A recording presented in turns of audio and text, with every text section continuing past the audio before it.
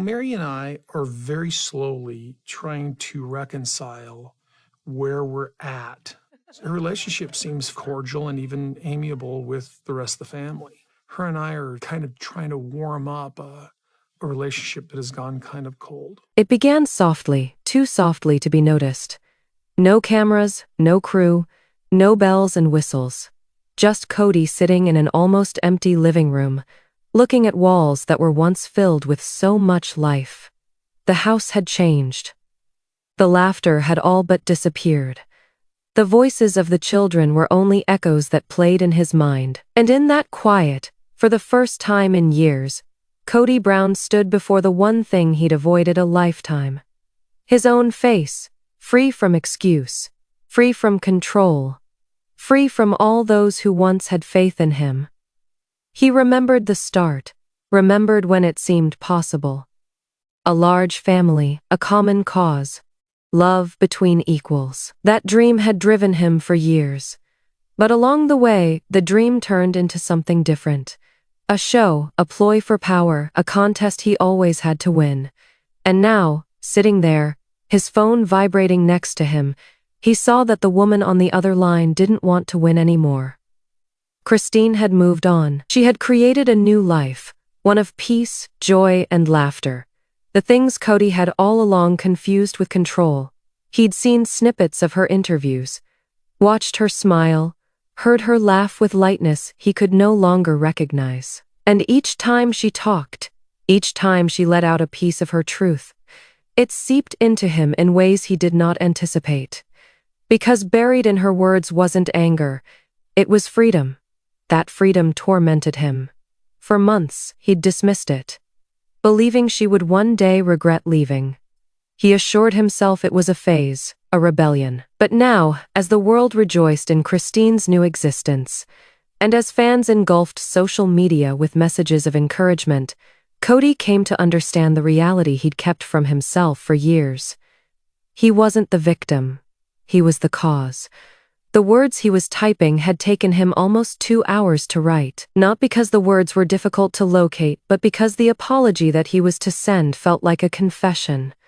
A confession that every fight, every cold shoulder, every time he had put pride before love, had caught up to him in the end. "Christine," he wrote, "I know you probably don't want to hear from me. And I don't fault you, but I have to apologize, really apologize for what I said to you, for making you feel invisible. You didn't deserve that. You were attempting to love me, and I was too stubborn to notice." His hands shook. He deleted the final line 3 times before hitting send. There was no promise she'd even answer. Perhaps she wouldn't, perhaps silence was all he was worth, but he had to send it anyway. He had to make her understand that under the bitterness, under the obstinacy, was a man who finally realized the harm he had caused. Hours went by. He sat, looking at his phone, watching the clock ticking away. Nothing. Not a word. He attempted to divert himself, scanning through previous photographs, vacations, holidays, birthdays, all of them crowded with faces that once regarded him with trust. He could still recall Christine's laughter at such times. So carefree, so authentic. And now, aware that he was responsible for it ending, it struck him in a manner that nothing else could. When the response eventually arrived, it wasn't what he anticipated. "Thank you, Kody. I hope you find peace too." That was all. No anger, no accusations, no offer to discuss, just closure. Simple, final, and generous.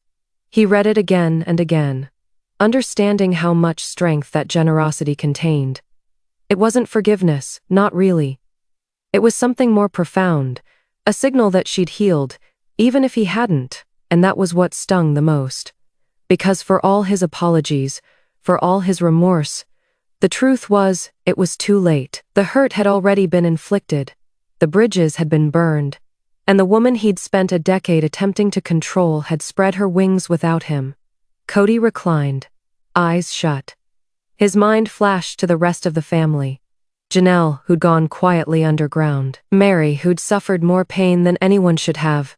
Even Robin, who now felt the weight of keeping together something that no longer existed. The epiphany hit him hard. He had created this empire of relationships and expected them to center around him. And when they didn't, he didn't know how to operate. Now he was merely a man with too many memories, and too few people remaining with whom to share them.